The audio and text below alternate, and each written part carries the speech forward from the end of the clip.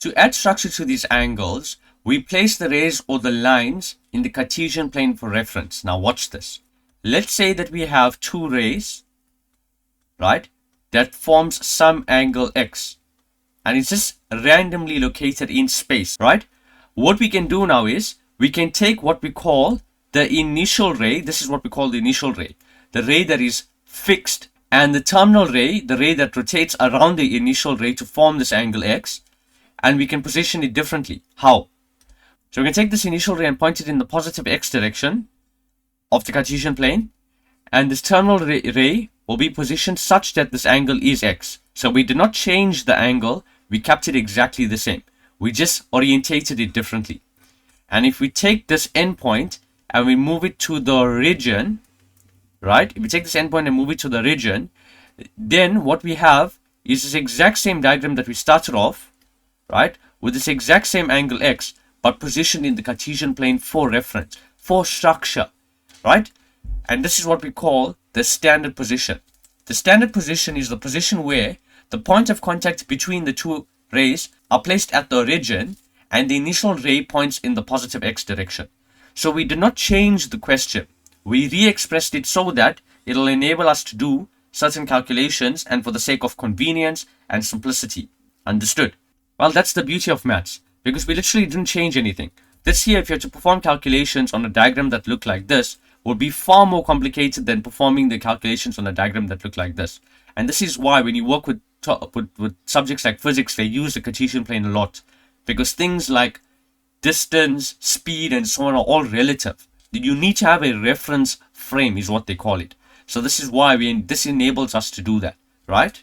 Then the next thing that we need to remember is positive and negative angles. And when you're given any terminal ray, there can always be a positive angle or a negative angle that could be used to express that terminal ray. I could say that this is positive degrees away from the initial ray, or I could say that this is negative degrees away from the initial ray. Understood? Now, a positive angle is an angle that is measured counterclockwise from the initial ray. So counterclockwise will be in this direction to the initial ray. That's a positive angle. The negative angle is the angle that moves in the clockwise direction from the initial ray. So it moves in this direction. Right. This will link up to what we call coterminal angles, using this fact that you can have a positive or a negative angle to represent the exactly same terminal ray. Understood? So yeah, so when we get there, you'll understand exactly what we mean by that. And even here, you can look at, there's the initial ray. From here, initially both the terminal and the initial ray would have overlapped. But then we took it and we moved it some positive degrees away from the initial ray so that this ray landed up exactly here. So we could say that it is positive degrees away from the initial ray. Alternatively, what we could have done was we could have had the initial and terminal ray overlap, and we could have moved it negative degrees away from the initial ray so that it is positioned here. And then we'll say it's negative degrees away from the initial ray. Two ways of saying the same thing. This is why we will call something called coterminal angles, because you can yield the same result from two different angles. So co, meaning they can both will yield the same result. Understood? So yes, that's about it for here. Now everything else that we will learn will get very interesting. Finding coterminal angles. Looking at the diagram I drew above, you can see that there's always more than one angle that can give you the same terminal ray, because you can continuously add 360 degrees to get to the same terminal ray, or you can continuously subtract 360 degrees to get to the same terminal ray. Now the word co means together, right? And terminal is basically referring to the terminal ray. So this positive or negative angle, if you continuously add 360, you'll always get to the same point. They can always get you to that exact same terminal ray. So that's the reason why we say coterminal angles, because by adding 360 continuously, you're not actually changing it. You're going back to the same point. It's one revolution. Or by subtracting 360, going back to the same point. Now we'll understand why this is important. I'll tell you why adding or subtracting becomes more important and when we will use this. But the point is that for a terminal ray, there'll always be a positive angle and a negative angle. And then by adding or subtracting by 360, there could be many other options. Right, so understanding that, the co meaning that this or this could work. It has a similar effect. This and this has a similar effect, right? It does the same thing, right? So if you look at this point here, where we have this positive angle, if I start where this positive angle ends, right here, and if I go 360, so one full circle, it gets me back to the same point. So from here, I go 360, it gets me back to the same point. If I go from here and add 360 again, it gets me back to the same point. If I go from here and add 360 again, it gets me back to the same point. So that's what we mean by coterminal angles. Right? You can take this positive or negative angle and you'll continuously get back to the same point. Right? So that's what we mean. So you can continuously add 360 to these positive or negative angles and you'll get back to the same point. See here with this one. I'm here. Let's say if I subtract 360. So I'm going to go in the clockwise direction, negative angle. So I'm subtracting 360. It gets me here. That's one revolution. Got me back to the same terminal arm.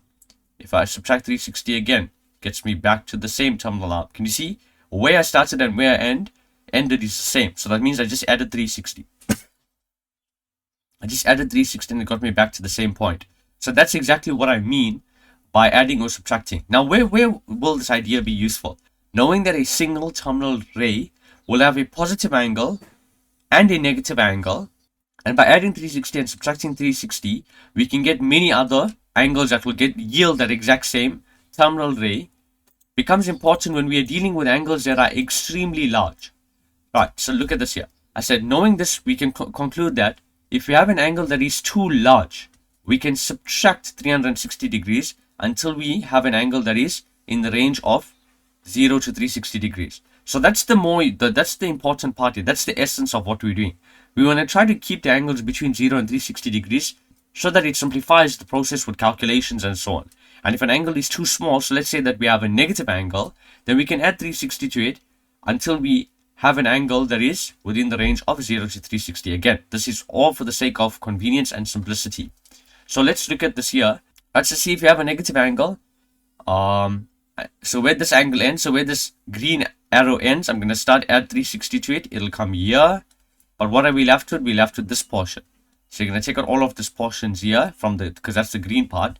And we're left with just this portion here, which is the positive angle, which is an angle between 0 and 360 degrees.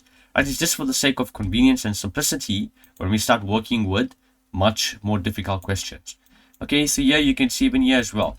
I have a negative angle. Right? I have a negative angle. Where this angle ends, I'm going to add 360 to it. Right? And what angle will this give me? It'll give me this angle here. It'll give me this angle. Right, because that's the negative portion. It'll erase all of this out and we're left with only this blue portion. Right, exact same idea here. Yeah, so here's the exact same idea, but now you can see this is impractical. You have 315 degrees from the initial ray to the terminal ray. There's no point in us adding 360. Right, here I'm just illustrating that you can get back to the same point no matter what angle it is. So where this green arrow ends, I'll add 360 to it. It gets me back to the same terminal ray, but now you can see we're dealing with a very large angle. Right, let's talk about subtracting the 360. Let's say here now we have 405. Right, so if I go around here once, this is 360 degrees. How do I know it's 360 degrees? Because I'm ending where I started off. But then we went a further 45 degrees, so therefore it went 445 degrees. So now to make it an angle between 0 and 360, I'm going to subtract. So I'll do this. I'll go in the reverse direction. So if I subtract, I'm going to go clockwise. So from here, where this arrow ends, I am going to subtract by 360 degrees. And what are we left with? All of this here will come out. All of this here will come out. All of this here will come out. We're left with only this black arrow. Right? So therefore, you can see how I illustrated it here. It's only this small angle here, which is 45 degrees. Right, so it's just a matter of visualizing what this is. See, if I take a 360 from this, so where this arrow ends, 360 will erase all of this out. It'll erase all of this out here, all of this out here. So what are we left with? We're left with only the small portion here. Can you see that? So we're left with only the small portion here. Can you see that? So the 360 is erasing one circle from it. You can think of it from that perspective. And what you're left with is an angle that will be between 0 and 360 degrees. Right, so it's a very simple idea. You just need to remember that for any terminal arm, you can have a positive angle or a negative angle. If that positive angle is too big, then you can subtract by 360 degrees to get an angle between 0 and 360 degrees. If the negative angle is too small, then you can add by 360 degrees to get an angle that will be between 0 and 360 degrees. And by doing that, we get the same terminal ray. We get to the same terminal ray, right? So what do we get by understanding these angles? Because what this angle says is, where is this terminal ray? It's 45 degrees away from the initial ray. Understood? So that's what we are trying to essentially do. Right? So that's basically it for finding coterminal angles. Two angles can get you to the same point. If you have an angle that is too big, subtract by 360 degrees. If you have an angle that is too small, add by 360 degrees until you get an angle that's between 0 and 360 degrees.